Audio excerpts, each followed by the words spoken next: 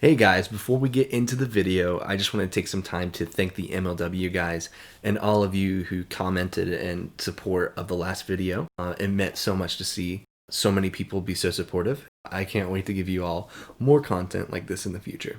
The next video I'm going to be doing is 5 trades I'd like to see happen before next season. They're not going to be the most likely trades, just trades I'd personally like to see. I will probably do a video in the future also responding to comments that have been placed on the MLW pitchers tier list and the batters tier list. There's a great comment from Comedy Class, shout out to him, a pitching arsenal video, and that I'm probably also going to be doing. It's just going to be a little while because I have to analyze a ton of different pitches from a lot of different good pitchers. I probably won't be analyzing every single pitcher, but just pitchers with a good arsenal and some different kinds of pitches that I can show in the video. If you would like to see those videos or any other videos, you can suggest them in the comments. Also, one of my wishes for the MLW is to have an unedited VODs type of channel. If you don't know what a VOD is, it's basically what a streamer just posts their stream onto something. Obviously, it's not the same for MLW, but if they just wanted to post that central cam without any scoreboard or anything, because I know that will take a while to edit and upload, it would be great because I would love to analyze all of the pitches and like percentage of pitches that pitchers throw, or just other cool things that I could do with that, like foul percentages and like things like that. But unfortunately, that can't be done right now, and maybe one day it will. So that nerdy analytical side of me will just have to wait till that day comes.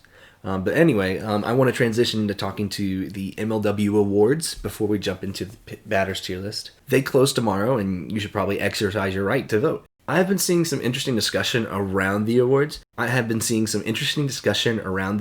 and I wanted to just make some comments on my own personal views of the MLW Awards. But I didn't want to make a full video out of it because there's just not enough content for a full-length video. First, I've seen the argument that you should only take into consideration the regular season for the awards.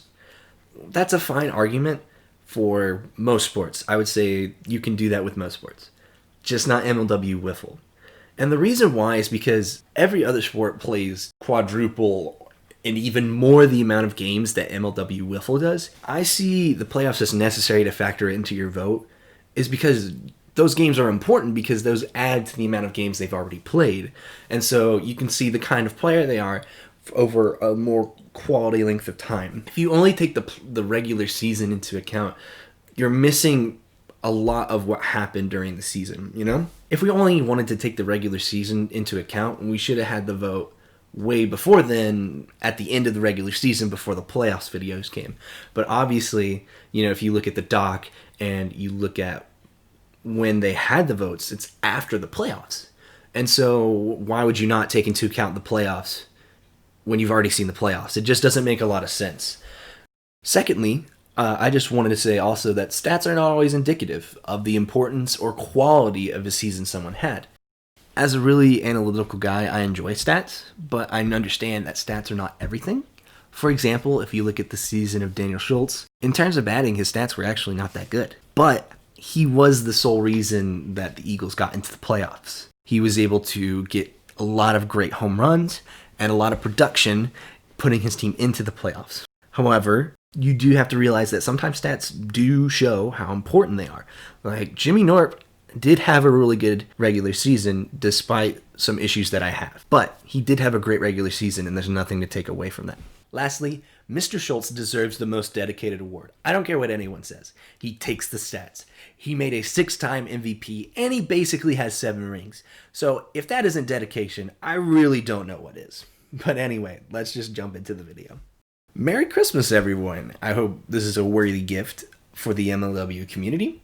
This is a batter tier list for the 2020 MLW season. So just like last time, this is not all time. This is just for the 2020 season.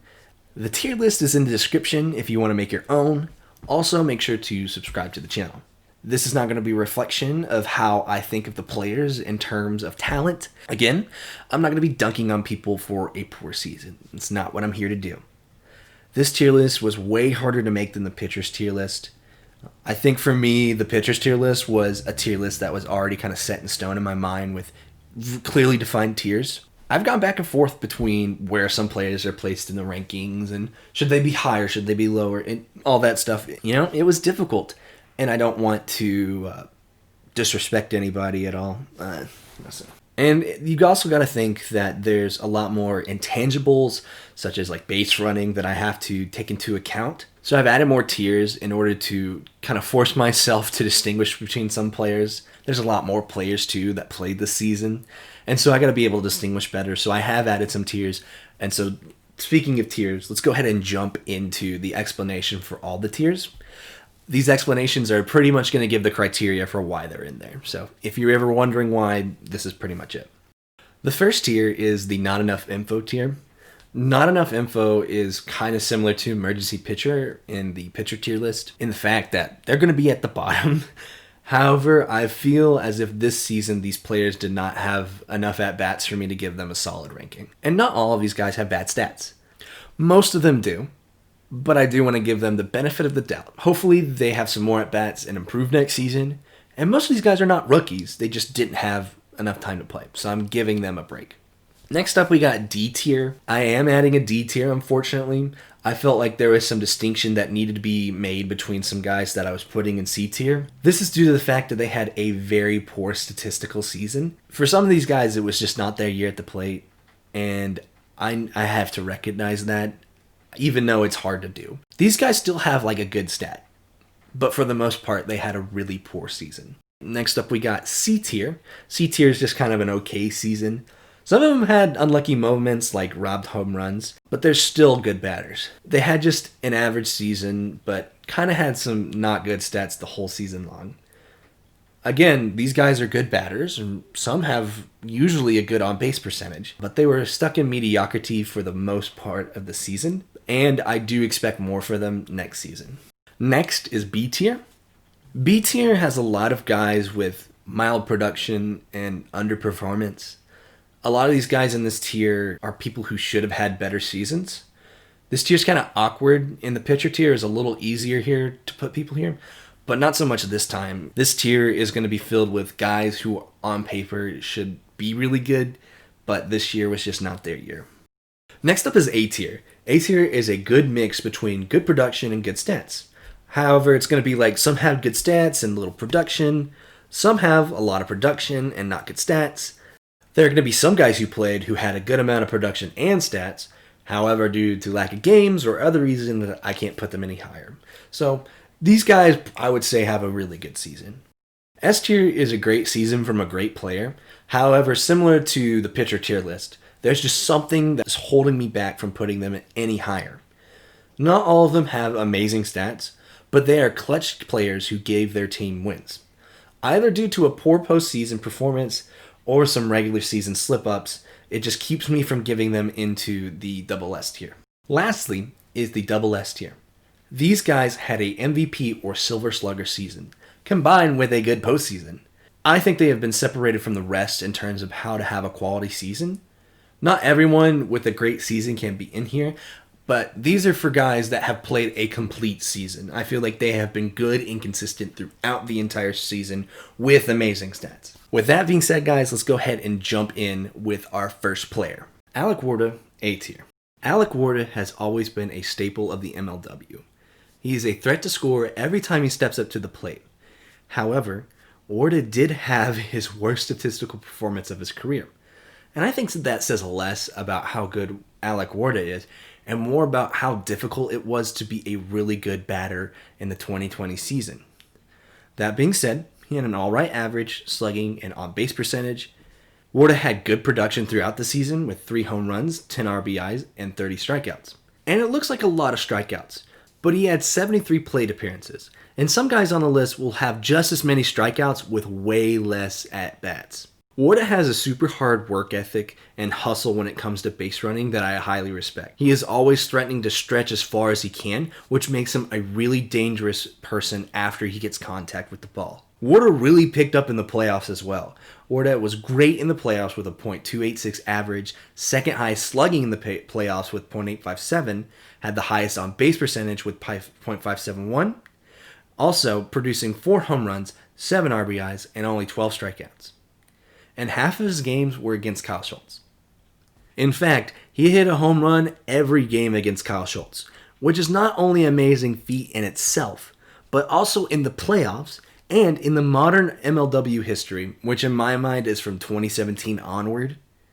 There's only been one other person to hit a home run consecutively in 3 or more games in the playoffs.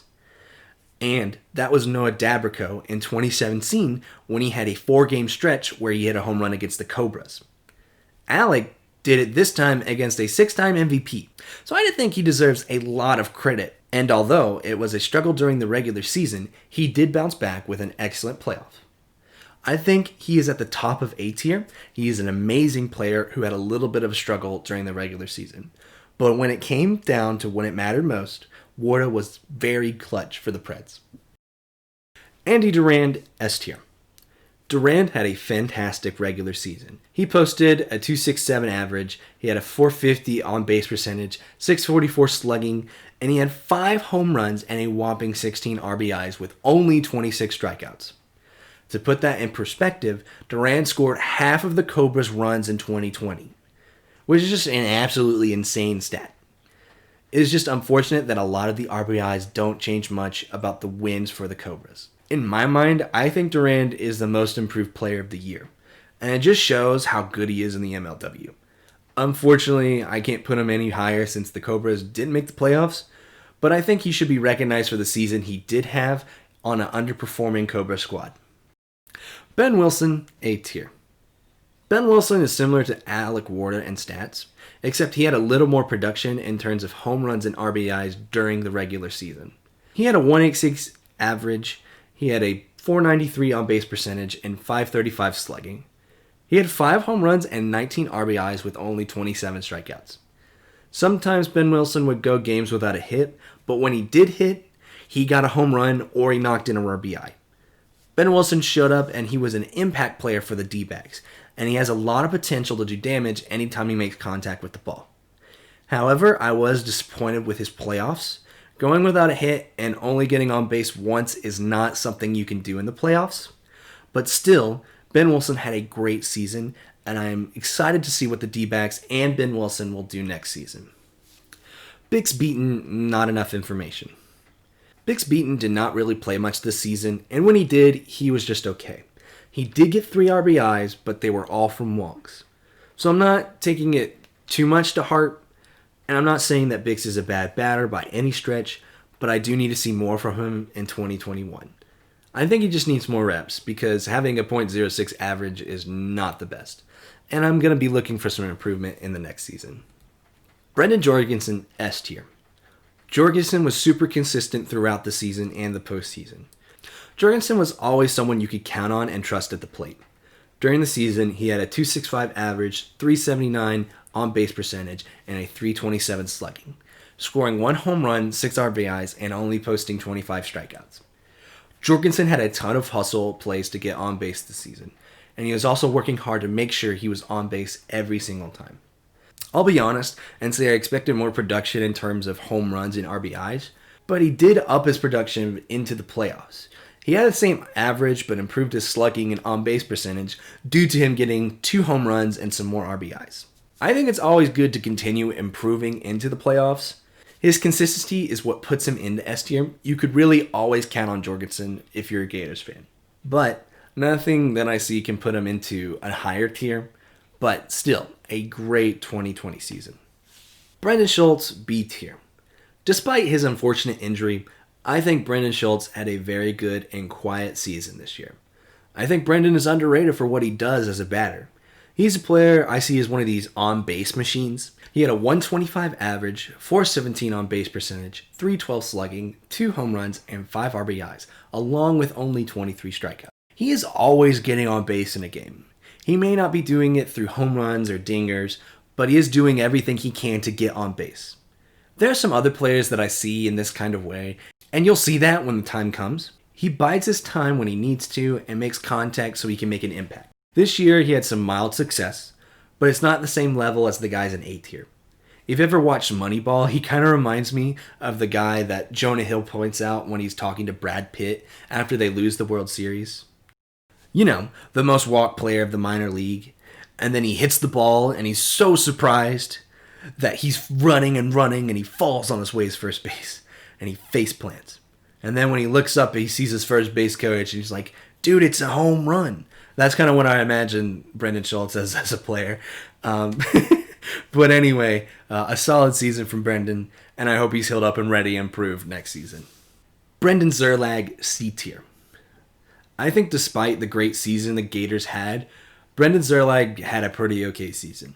And this is not a reflection of how I think of him talent-wise or as a player. Just statistically during the season and the postseason, it was pretty disappointing. Now, Szerlag didn't have to be the guy who was raking in the RBIs. However, I didn't expect his stats to be this low. He had a .098 average, a respectable on-base percentage with .378, and a .118 slugging with 0 home runs, and quite a few of his RBIs came off from walks. His postseason production was better. He had a home run against the D-backs, however, the other RBIs came from walks. In my mind, he basically had the same season Brendan Schultz had, but it took him more time to do so. So that is why he's going to be in C tier. But congrats to him and the Gators on their World Series win, but the season, again, was a little bit of a struggle. Brennan Russell, B tier. 2020 was a struggle for Brennan Russell. And I'm sure it was frustrating because his production was basically halved from what the 2019 season was. He still had great moments this season, like when he basically stole 3 bases on his way to home. But I think we all know what Brennan is capable of. And this year, he didn't exactly show it. He had a .167 average, .318 on base percentage, .278 slugging, 2 home runs, and 5 RBIs, which aren't bad. He had 36 strikeouts, which is second most in the league, and he didn't really improve into the postseason. His stats are actually slightly lower. He had 18 strikeouts in only 6 games, which is 3 strikeouts a game. Where Alec Warda really caught fire in the postseason, Brennan continued to just be okay. And I think that's really unfortunate from a guy who has been so good the past 3 years. I hope Brennan is able to get out of his slump, and that way he can get out of B tier for next year. Cameron Beaton, not enough info. Cameron Beaton only played 4 games this season and only recorded 1 hit. So I don't think there's enough information for me to really rank him. I really hope he's able to play more games in the future and see how he'll fare in the 2021 season. So I'm not going to take this 83 average and a fairly respectable .389 on base percentage too seriously until I see more at-bats from him next season. So for right now, he's just going to go into the not enough info category. Chris Cheetam, double S tier. Put some respect on my boy Chris Cheetam. Chris Cheetam was not only on fire for pitching, but he also had an amazing season batting. Similar to his pitching, Chris Cheetam had a solid regular season.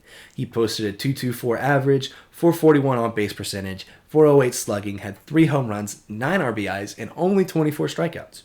These are really good stats. An A-tier regular season, in my books, but the postseason is just what puts him over the top. But the postseason is just what really puts him over the top into double S tier.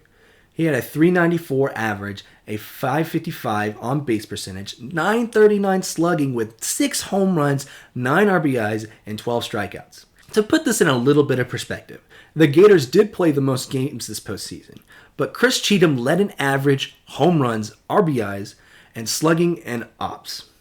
Now you could argue that he led slugging and home runs and RBIs because he played the most games. However, his average and on-base percentage and OPS, I think, show how dominant he was. He was consistent over a long period of time, and he was playing against the best of the best pitchers in the playoffs. He didn't pad his stats against a lower-level pitcher. He went up against some of the best pitchers in the league on his way to a finals MVP. He got hot when his team needed him to in the most important games of the season, the World Series, and I think that is enough for double S tier. Clayton Price, C tier. I feel like it's a little unfair to try and judge Clayton Price due to his injury. Since his regular season stats were really underwhelming, he had a .077 average, .242 on base percentage, and .192 slugging. He did hit a home run and have 2 RBIs. And in the postseason, it seems that he did get healthier and have some really respectable stats, posting a .250 average, .450 on base percentage, and .250 slugging. He didn't have any home runs or RBIs, and only 4 strikeouts. But still, I feel it's a little unfair to judge him with his injury.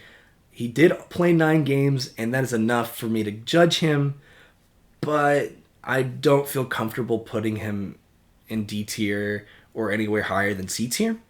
I feel like his pitching was really solid through his injury, but I can't say the same for his batting. So I'm just going to be gracious and give him the benefit of the doubt on this one and give him a solid C tier. Daniel Schultz, S tier. Now, this may be a little controversial for some Eagles doubters, and I can understand why. The Eagles as a team had the worst average and on-base percentage out of the entire league in 2020. However, the shining light in that lineup was Daniel Schultz. And his stats are probably not going to be as good as you expect from other players in this tier. However, I think he deserves to be here.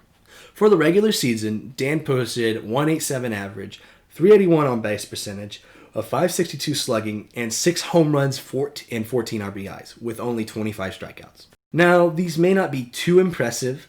However, he has 2/3 of the Eagles' home runs and half of the RBIs. And the same thing happened in the playoffs. He had a 250 average, 357 on base percentage, 750 slugging, 2 home runs, and 2 RBIs with only 4 strikeouts. But again, in comparison to the whole team, Dan was the offense for the Eagles the entire season. And I think he should be rewarded for that. Kyle Schultz needed help in the playoffs, but that was due to the lack of Nick Saylor's unfortunate injury. However, I don't think there's a team that struggled this much on offense like the Eagles did this season. I think these stats are misleading for how good Daniel Schultz was this season. However, the highest I can give him is S tier. But I look forward to next season, and I hope the Eagles really show improvement. I think another person who had a frustrating season was Cobra's manager, Drew Davis. I mean, you know you're having a tough season when you have the worst record in the league. But you have early on in the season Kyle Schultz stating that I still think that the Cobras have one of the best rosters in the league. Not only that, Drew Davis was the 2019 Silver Slugger, another frustration for the Cobras. And lastly, there was a lack of production from Drew Davis. He did have some good stats with 185 average, a 362 on base percentage, 352 slugging, 3 home runs and 7 RBIs, but he had a lot of strikeouts with 30. These are still good stats, but no postseason, and there's a lot of room for improvement and growth from a Silver Slugger. Hindsight's always 20/20, and Drew Davis still had a good season, but it's just not what he needed to make the playoffs. Gavin Nareski, D tier. Alright, I don't like doing this, but it has to be done. I'm ranking people who played 7 or more games, and I really like Gavin. But Gavin Nareski is in D tier, and the stats don't lie for this ranking. Among batters with 7 games or more, he had the worst average with a .045, the third worst on-base percentage with 250, the worst slugging, no home runs, and 2 RBIs, and also 18 strikeouts. And it's not like Gavin's a bad batter. He had a pretty good year last year. He hit 3 home runs with only a 171 average, and I think that's not bad at all. But this year, Gavin could not get into a rhythm with batting. He was just not seeing the ball and not really getting on base. And I really hope he improves, because this is not going to be sustainable in the MLW. He has talent, and I think he can improve. But this kind of reduction in both pitching and batting, I can only see for bad things in the future. Grant Smith, not enough information. Grant Smith did not get nearly enough stats for me to gauge anything about his abilities. So hopefully we get to see more of him in the future. I don't think these stats reflect anything about him as a player, but hopefully he can record his first hit. But for now, I'm going to give him mercy and put him into the not enough info tier. Harlan Smith, not enough info. Similarly to what I was talking about earlier, Harlan Smith had some pretty good stats. However, he only did play 1 game. But I am optimistic for where he is. But again, I don't have enough info to put him anywhere other than this tier. I wish him the best and that he gets more play time, but that is why Harlan Smith is going to be in the not enough info tier. Jack Aigner, B tier. Jack Aigner was another on-base machine that I was referring to earlier. An observation that I have about Jack, and I could be totally out of left field on this one, but I feel like Jack Aigner is a really patient batter. Even though he has the ability to turn on a ball and knock it out of the park, oftentimes it seems that Jack is just waiting for the right pitch in order to turn on it. And what happens many times is that Jack is picking up a lot of walks because of it. Not a staggering amount of walks, but a decent percentage. Aigner had a 1.23 average, a 3.21 on base percentage, 215 slugging with 2 home runs and 8 RBIs, and a whopping 46 strikeouts.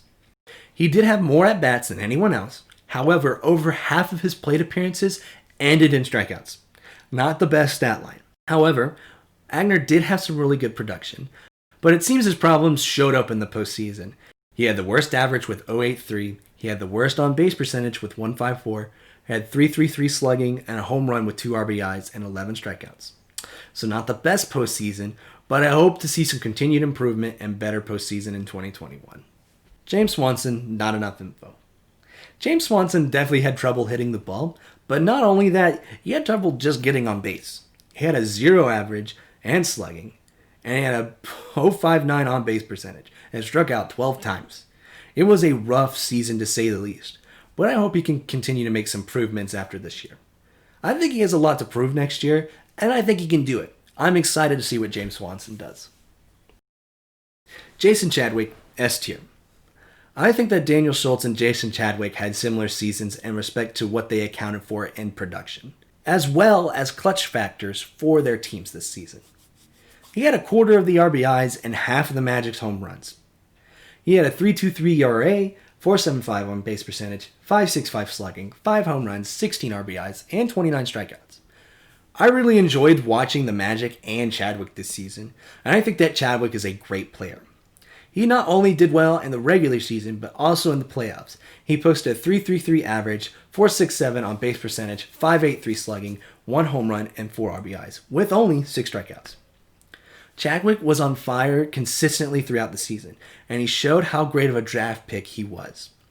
My only thing is that the people in Double S tier just have better stats than he does, and if they make the conference finals, I would probably put him in Double S tier. So Chadwick, in my eyes, is at the top of S tier for this season, but you can just think of them in the bottom of Double S tier if that makes you feel better. Jimmy Knorp, S tier.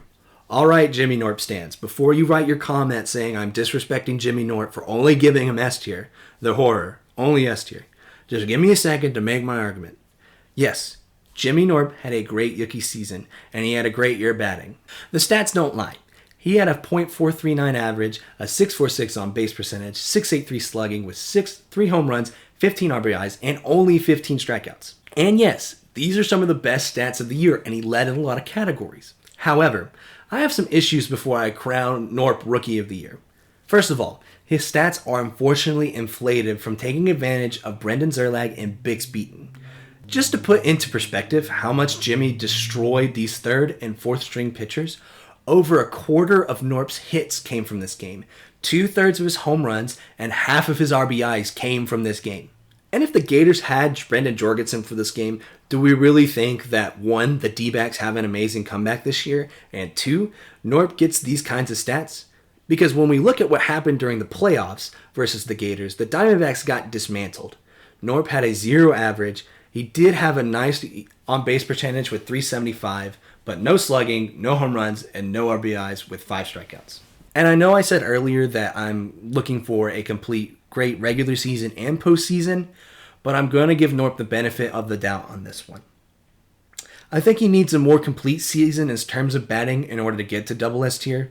And let me just say, I love Jimmy Knorp. I think he's a super talented and great player. However, I want to make sure that we put everything in perspective into the season. And to say that he had a great regular season is totally fine. But I want the D-backs to finish stronger next season. And I believe they can. But it may take some time for these rookies to get some experience. Still, Jimmy Knorp is a great player and he belongs in S tier. Joey Flynn, not enough information. Again, shout out to Comedy Class for reminding me of the Joey Flynn trade. The Magic don't have a draft pick next year. So let me say that I hope Joey Flynn gets some more reps in practice, because so far I need to see more from him. Looking at the past year's draft and how important a good draft pick is, I'm going to have to give him a pass for now. But I could see this coming to bite the Magic if Joey doesn't improve next year. He had a really good on-base percentage with .469. However, he has got to put the bat on the ball. He had a .056 average and slugging, 0 home runs, 1 RBIs, and 12 strikeouts. There's a lot of room for improvement, and I hope Joey Flynn can deliver next season. Johnny Bean, not enough information. Similar to Joey Flynn, Johnny Bean also didn't have a great season, and had even less production. But, again, I'm going to be giving him the benefit of the doubt too, because I know he's a good player, and he came in late into the season. I hope he can pick up some form soon, but for now, he's going to stay in the not enough info tier. Jonah Heath, A tier. Jonah Heath came out of nowhere and had a great season. And he also had great stats this season. .350 average, .629 on base percentage, .950 slugging, 4 home runs, 12 RBIs, and only 9 strikeouts. Again, same with Jimmy Knorp, a lot of his production came against the Gators game, however, not to the extent as Knorp's did. 3 of his 4 home runs came against Cheetam, and he was the only D-back to get a hit in the playoffs. Still, the postseason was a little lackluster, but I think he's a great player, and I'm excited to see what happens if he plays a full season. I'm going to need some more games out of him before I'm completely sold on Jonah Heath, but I really hope that he proves me wrong and has a great season. But for now, he's going to stick in 8th here. Josh Lucier, not enough info. Josh Lucier only played 1 game this year and made good contact twice, but was unable to get a hit. But Josh, buddy, you gotta swing through. If you make good contact, you've got to put everything on it and knock it out of the park. Hopefully Lucier gets more than 1 game next year, and I'm excited to see what he can do. But for now, he's just going to go and not enough info. Kyle Schultz, double S tier. Kyle Schultz had a great season this year. Although he may have not been leading in any category, his numbers are really consistently high compared to most players. He had a home run against every team he faced in the regular season, which is really impressive. He had a .308 average, a .532 on base percentage. He was 3rd in slugging with .712, and he was tied for 2nd in home runs with 7. He was also 3rd in RBIs with 19. His quality throughout every game did not flip during the regular season. However, his postseason was a little bit of a struggle. Now, you may not see that from his stats, but I'll explain why. He got pitched around in the Preds, but still had a lot of his production from that game. Against the Gators, he got only 1 RBI, which is a bit unfortunate. He had a .292 average, .564 on base percentage, .417 slugging, 1 home run, and 3 RBIs, with 7 strikeouts. Still, the best hitter on the team in the postseason. Just not the extra high levels of production we know Kyle Schultz can produce. I still really like these stats from Kyle Schultz. And for the most part of the season and half of the postseason, I think it's an easy double S tier for Kyle Schultz in 2020. Liam Jackson, A tier. Liam Jackson, for the amount of time he played, was really consistent at the plate. He had a .333 average and a .595 on base percentage, a .619 slugging with 2 home runs and 10 RBIs. And he only had 12 strikeouts. These are pretty solid stats for 7 games. And there's not really any outliers other than the fact that he did hit 2 home runs against Drew Davis to send the Magic to the playoffs. He stayed pretty consistent during the playoffs but didn't have any run production. Again, he had a .333 average and slugging with .467 on base percentage, 0 home runs and RBIs with only 5 strikeouts. Jackson was always really solid and was getting himself in positions for the Magic to be successful. Unfortunately, it didn't lead to much success for the Magic, but hopefully he can take a solid play into 2021. Mason Jewell, C tier. Although Mason Jewell may have some similar stats to the guys in B tier, I hesitate to put him there because for over half the games, Jewell really did not get on base. And still, against the Wildcats, he was able to get some hits, but it still didn't lead to much. He started off the year great, and he had a solo home run against the Cobras, but it had little impact for the rest of the season. I'm not saying Jewell was bad by any stretch, but I gotta see more out of him because all of the guys above him have consistency even if they did struggle. His stats are a .143 average, a .226 on base percentage, .250 slugging, a homer, and 1 RBI with 21 strikeouts. They're not bad, but definitely in the bottom half of the league. And hopefully next season I can see a lot more consistency out of him at the plate. Max Tomalka, not enough information. Again, I'm giving Max Tomalka a break in pitching and batting. He was able to get on base half the time when he was playing. However, he was unable to get on base through hitting. Again, hopefully he can actually show up to more games next year, and I really hope we can see what he does in the MLW. Michael Aguilar, not enough information. Even with all the trades and lack of play time, Michael Aguilar still had some good moments this season. He had a .111 average with 200 on base percentage, which is not amazing, as well as some .111 slugging, no home runs, no RBIs, and 11 strikeouts. But if you remember from 2019, Michael Aguilar was the most consistent hitter for the D-backs. He didn't have a whole lot of time to show us that this year, but I really think this is a great trade for the Wildcats. Hopefully next year Aguilar can return to form, because if he can, it will really help the Wildcats. Mitch Montagano, not enough information. Okay, I know it's Montagano, I'm just making a joke. Mitch only played the opening game against the Mallards way back in the beginning of the season. Mitch did not record a hit and he had a couple of walks, But Mitch was really productive in the 2019 season, so I'm not going to take this as a huge regression. But hopefully he's able to play more games in the future. Who knows what will happen if he was able to play. So, looking forward to his 2021 season. Mitchell Tiell, not enough information. Alright, I promise this is the last one of these. Mitchell Tiell played 5 games this season and he did not record a hit. He had a solid on-base percentage with .381, but nothing really notable happened from the games he was in. He probably just needs to get some more practice and reps for next season, and I hope he can improve because his 2019 stats were not bad. But for now, he's going to be in the not enough information tier. Neal Smith, D tier. Alright, I hate doing this to my boy Neal, but I see no other tier that he's supposed to be in. Neal struggled getting on base all season. His stats are not amazing. In 15 games, he had a .077 average, a .321 on base percentage, but .077 slugging, 0 home runs, and 5 RBIs and 29 strikeouts. Unfortunately for Neal, most of those RBIs came from walks, and only getting 3 hits all season is not good. Neal only got to play 1 game in the playoffs, and he went 1 for 3. So not bad, but is a low sample size. And therefore, I don't think there's a ton of improvement from the regular season to the playoffs. He just didn't have much opportunity to swing. It was a frustrating season to say the least, and I hope that he can bounce back, because I think the Eagles really need to improve next season. They had the worst average this season, and they have got to start seeing the ball better. Especially because they are in a division where every team has 2 good pitchers now.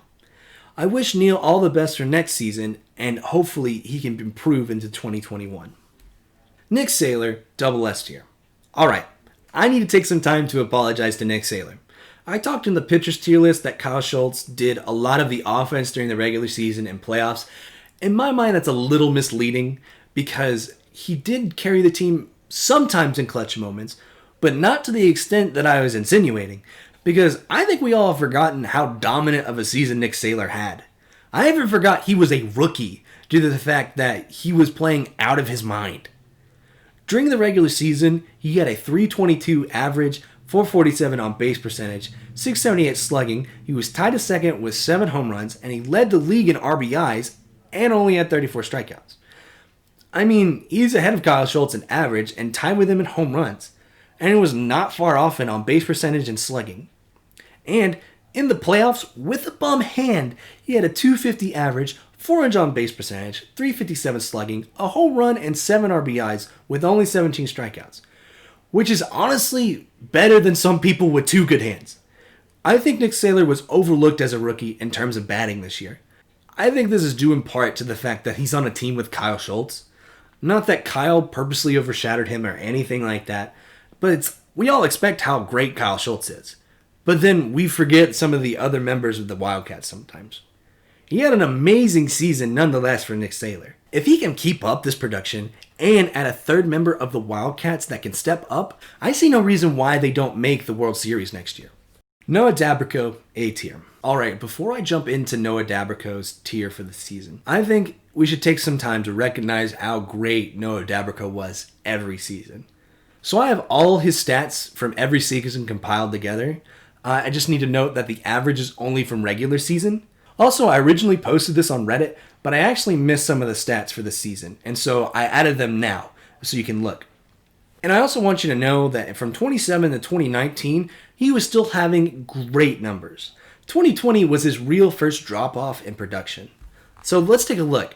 2014 Gold Glove, 2016 Most Improved, 2017 MVP, Silver Slugger, and Most Clutch, a 5-time All-Star, 3-time World Series champ, and one of which is in the modern era of MLW, a regular season average of .379, an on-base percentage of .469, 214 hits, .825 slugging, 209 RBIs, 85 home runs, and an OPS of 1.325. It's so sad to lose such an amazing player, and Noah, you will be missed in the MLW. As far as 2020 goes, Noah had an okay season, but not what we are accustomed from seeing from him. He had .220 average, a .395 on base percentage, and .322 slugging. He had 2 out of the 3 Mallards home runs this season with 15 RBIs and 34 strikeouts. Not bad stats, but just not at the level that we know Noah can produce at. I think Noah is an amazing player, and I wish his last season he got to play in the playoffs. But alas, it didn't happen. Still, a good season, I think he deserves A tier for it. I hope he has a good retirement and a good move away from Michigan. You will be missed, Noah. Ryan Kelly, D tier. 2020 was not a good year for Ryan Kelly, and I hate having to put him here. Looking at his stats, he got on base half the time, which is really good. However, he could just not put the bat on the ball for the most part of the season. He had a .088 average and slugging, 508 on base percentage, 0 home runs, 5 RBIs, and 30 strikeouts. However, I am going to point out that his hits did come against the Coastal Cobras, who had the worst team record and ERA this season. So I can't give him a ton of slack for that.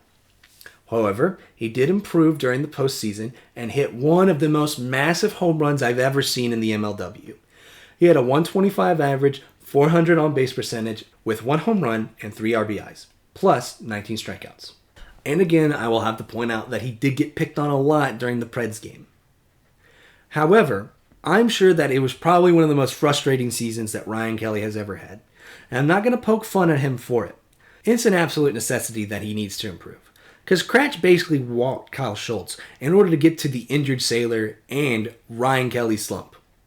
Luckily, somehow, they were able to pull out a win. But if they didn't, I'm sure there would have been some angry Wildcat fans in the comments. Hopefully Ryan Kelly improves and gets out of his slump, because it's not fun to watch a guy of his caliber get struck out a ton. Ryan Kracht, double S tier. Another amazing season from Ryan Kracht, and I think there's no doubt he belongs in double S tier. Ryan Kracht was a home run machine this season, but however, he didn't catch fire to the last few games. He had a 271 average, a 435 on base percentage, 771 slugging, and he led the league in home runs with 8, and he is second in RBIs with 21. Plus, he only had 24 strikeouts. He continued his production into the postseason, and Kracht had a 304 average, 500 on base percentage, 565 slugging with 2 home runs and 7 RBIs. However, I will say most of his production came against the Metro Magic, and he did struggle against Kyle Schultz. However, he still had an amazing season, and the Preds just could not get past Kyle Schultz that day. Kraft has been able to produce amazing numbers in the MLW despite the increasing difficulty from pitchers. I'm looking forward to what he can do next season, and I hope that he can continue to produce into next season. Sean Flynn, A tier. Sean Flynn also had a great year despite losing most of the games. He had a 298 average, 484 on base percentage, 362 slugging, 1 home run, and 5 RBIs, and just 27 strikeouts. I still feel that Sean Flynn is capable of more than just 1 home run and 5 RBIs, but it just didn't work out for him this season. Flynn had some great moments, like the dentist appointment home run. He's also another speedy player who has a lot of hustle to get on base. I really appreciate that kind of work ethic, and I think that is something you can say about the Cobras, is that you never have to doubt if they're giving 110%. No exception here for Sean Flynn, and he had a good year, just unfortunate that it did not translate to wins. So he is solidly in A tier, but I am hoping for some more production in the future.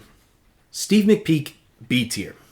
I think that Steve McPeek is one of the last on-base machines, and he fits nicely into B tier. It's unfortunate because I feel he just does not have the production he usually does. I think it was probably a frustrating season for him, especially with not making the playoffs.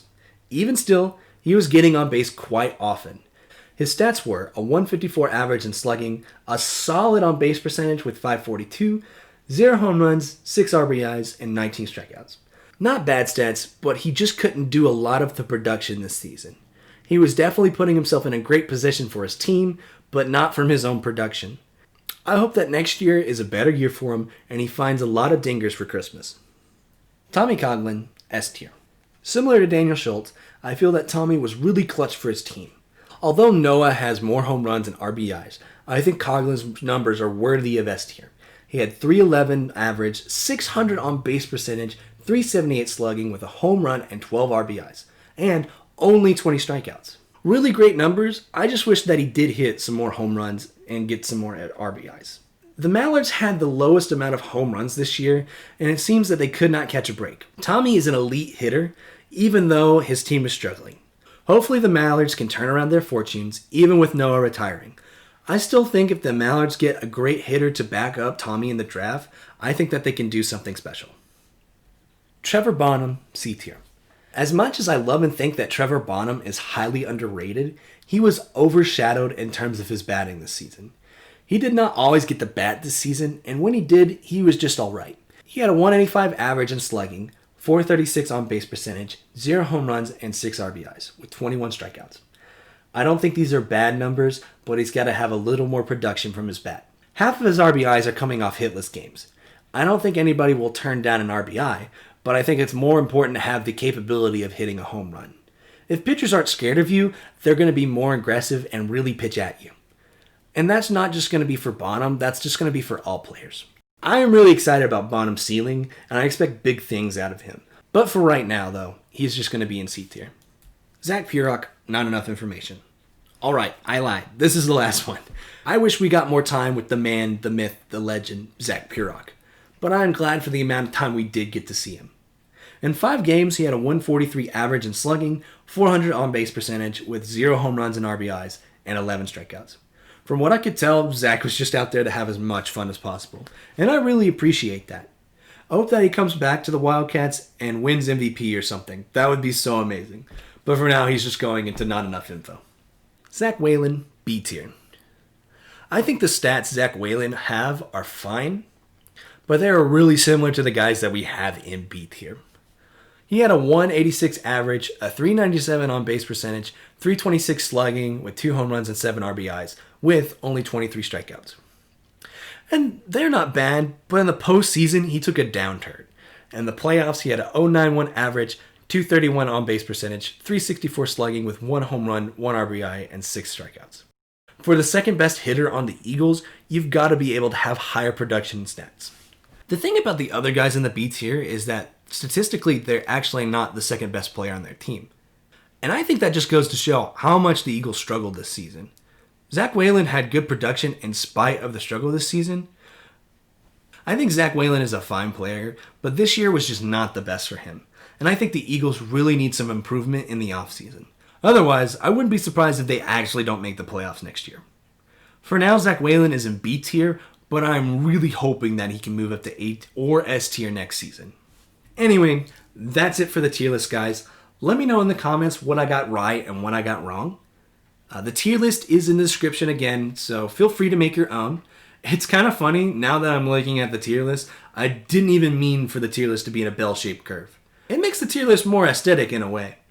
Anyway, if you would like more analysis content on the MLW, let me know what videos I should do in the comments. Don't forget to like and subscribe if you enjoyed the video, and again, thank you for all the support that's been on the videos. Again, make sure you follow my Insta and as well as all of the MLW socials. There's also an MLW subreddit and Discord, and there's a great community there, so be sure to check those out. Anyway, have a very Merry Christmas, and I'll see you guys in the next video.